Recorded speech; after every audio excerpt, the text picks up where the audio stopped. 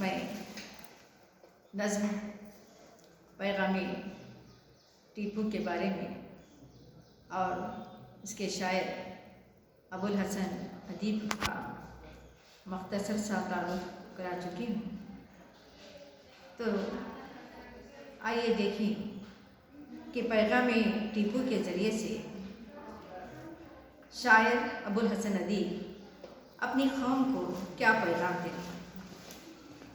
تو پہلا جو شعر ہے، جو ہی شہید ان کا بدل احترام کر، پیش ان کی بارگاہ میں نظر سلام کر۔ تو شاعر ان شہیدانوں کے بارے میں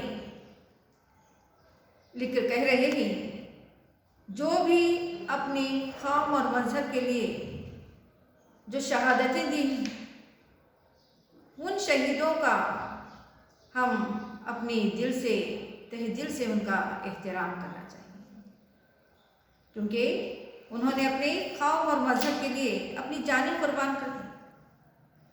تو ایسے لوگوں کو کیا ہے، ان کی بارگاہ میں ہمارا نظر سلام پہنچانا چاہیے، کیونکہ وہ شہید نہیں جنہوں نے اپنے قوم کے لیے اپنے مذہب کے لیے انہوں نے قربانیاں دی۔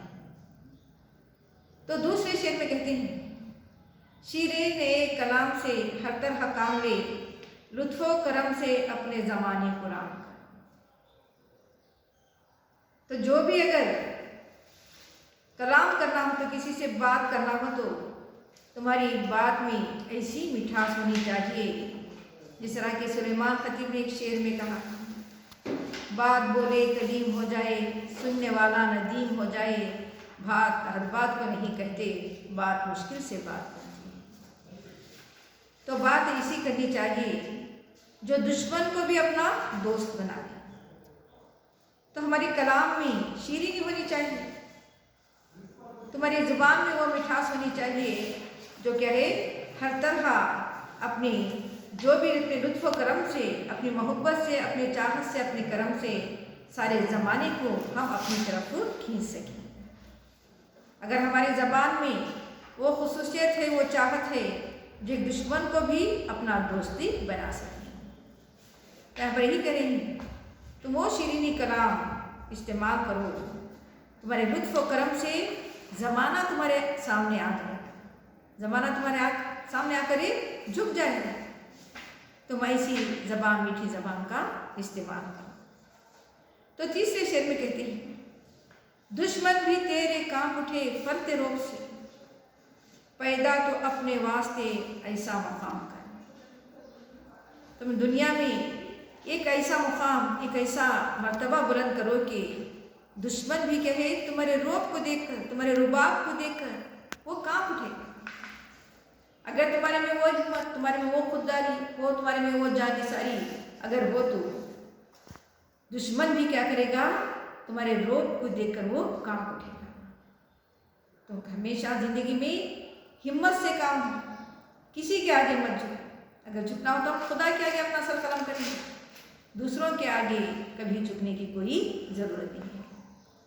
تم نے اپنے آپ میں ایک ایسا رباب پیدا کرو کہ دشمن بھی تمہارے سامنے کیا ہے، کام اٹھے گا۔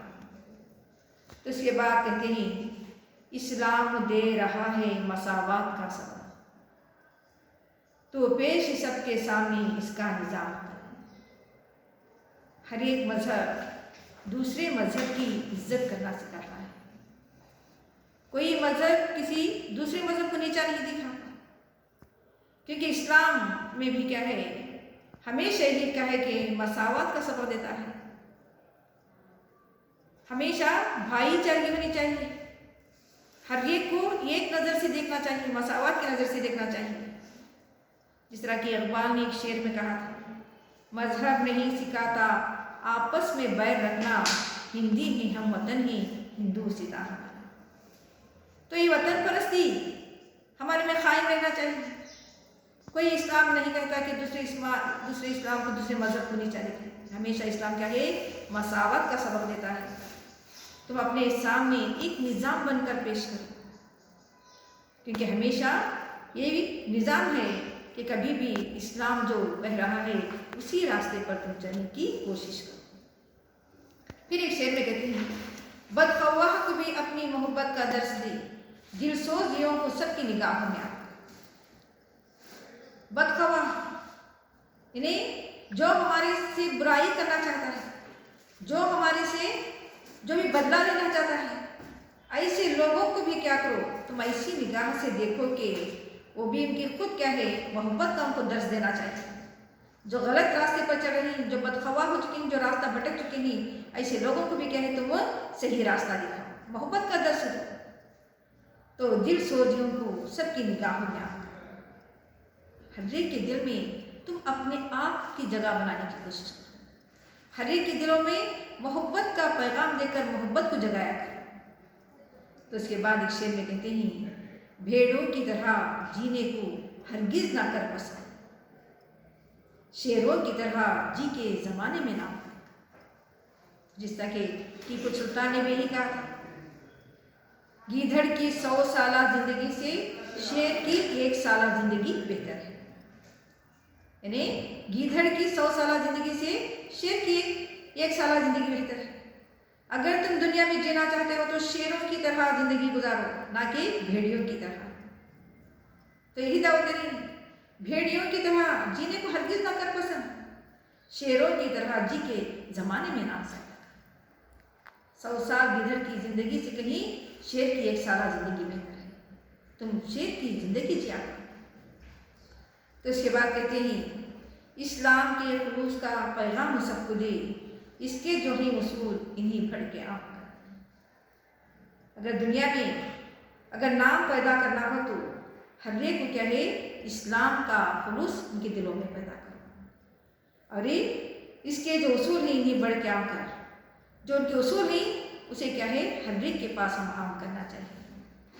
دینی پڑے جو جان پہ اسلام کے لیے، ہمت نہ ہار نوش شہادت کا نام کر۔ اگر ہمارے سامنے ہمارے اصول ایسے ہیں کہ اگر وقت آ گیا تو ہم اپنی جانیں بھی قربان ہو جاتے ہیں، تو ایسی زندگی ہم کو جینی چاہیے۔ اس کے بعد کہتے ہیں ذکر خدا اور ذکر رسول انعام کر، اب کے ادیب نظم کا تو اختتام کر۔ تو آخر شعر میں شاعر ادیب ہر ایک سے کہنا چاہتے ہیں کہ اگر تم کو اگر کسی سے ذکر کرنا ہو تو خدا اور خدا کے رسول کا ذکر کرو، تو جو ان کا جو بتایا ہوا جو راستہ ہے، خدا اور خدا کے رسول کا جو بتایا ہوا راستہ ہے، اس راستے پر تم چلنے کی کوشش کرو۔ تو کہتے ہیں کہ آخر میں خدا سے بھی دعا کریں کہ اے اللہ، ہم کو اگر زندگی میں آگے بڑھنا ہو تو تیرا اور ہمارے نبی کریم صلی اللہ علیہ وسلم کے راستے پر چلنے کی تو نیک توفیق عطا کر۔ اس نظم کے ذریعے سے یہی پیغام دے رہے ہیں، بھائی چارگی کا، دشمنوں کے دلوں میں بھی محبت پیدا کرنے کا یہ پیغام دے رہے ہیں۔ اگر وقت آنے پر اپنے قوم کے لیے، اپنے مذہب کے لیے جان بھی قربان کرنے کے لیے تیار رہنے کی دعوت دی۔